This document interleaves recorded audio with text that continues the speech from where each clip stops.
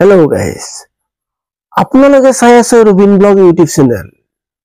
অসমৰ জনপ্ৰিয় মুখ্যমন্ত্ৰী অথবা বহুবল্কী মুখ্যমন্ত্ৰী লৰাসকলৰ বাবে ডাঙৰ ঘোষণা কৰিছে।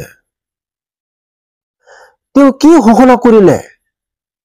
বিএ আৰু বিএসসি পাছ লৰাৰ বাবে শুনক মন্তব্য জনপ্ৰিয় মুখ্যমন্ত্ৰী অথবা বহুবল্কী মুখ্যমন্ত্ৰীৰ মুখেৰে। লৰাবিলাকৰ কাৰণেও কিবা এটা লাগে। এইবাৰ আমি কি কৰিছো, যিমান লৰাই বিএ বিএসসি পাছ কৰিব, এক বছৰটো চাকৰি নাপায়, পৰীক্ষা দি থাকিব লাগে। বিএ বিএসসি পাছ কৰা সকলো লৰাৰে বেংক একাউণ্টত বা পিজি পাছ কৰা সকলো লৰাৰে বেংক একাউণ্টত মাহত এক বছৰলৈ আমি ২৫০০ টকাকৈ জমা দিম, যাতে লৰা ছোৱালীয়ে কিবা নহয় কিবা তেওঁলোকে চাকৰি বাকৰিৰ কাৰণে ইণ্টাৰভিউ দিব যাওঁতে দেউতাক মাকৰ যাতে পইচা খুজিব অন্তত এক বছৰলৈ নালাগে। এক বছৰ লৰাজনৰ দায়িত্ব মামাই ল'ব। ঠিক আছে, এক বছৰ মামাৰ ওপৰত থাকিব।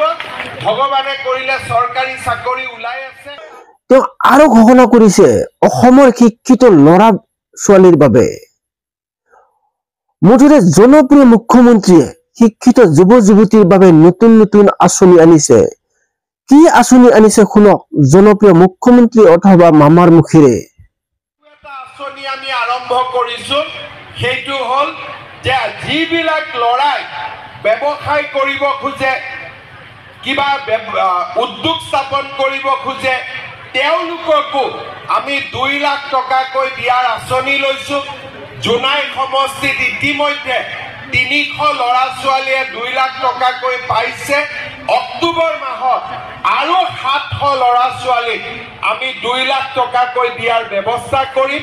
মোৰ লক্ষ্য হৈছে প্ৰতি বছৰে ৪ লাখ লৰা ছোৱালীক আমি ২ লাখ টকাকৈ দি থাকিম। বেংকৰ কথা নাই, যাতে তেওঁলোকে চাকৰি নাপালেও ব্যৱসায় বাণিজ্য কৰি নিজৰ ভৰিৰ ওপৰত নিজে থিয় দিব পাৰে। অসমৰ জনপ্ৰিয় মুখ্যমন্ত্ৰী ডক্টৰ হিমন্ত বিশ্ব শৰ্মাদেৱে যি ২টা আঁচনি ঘোষণা কৰিছে, এই ২টা আঁচনিও শলাগ ল'বলৈ আঁচনি। কাৰণ তেওঁ যি আঁচনি লৈছে, যি পদক্ষেপ লৈছে, আমাৰ অসমৰ যুৱ যুৱতীৰ বাবে ভাল আঁচনি। তেওঁলোকে এই আঁচনিৰ সহায়ত বহু ভাল কাম কৰিব পাৰিব। তেওঁলোকে ভাল কাম কৰা মানে কি, আমাৰ দেশৰ গৌৰৱ। আমাৰ দেশৰ গৌৰৱ মানে আমি সোণৰ অসম, যিটো আমি সোণৰ অসমৰ কথা কৈ থাকো, এই সোণৰ অসমৰ দিশে আমি আগবাঢ়ি যাব পাৰিম। হেল্ল' গাইজ, এই ২টা আঁচনি ভাল নে বেয়া, আপোনালোকৰ মতামত আপোনালোকৰ কমেণ্ট বক্সত লিখি পঠাওক।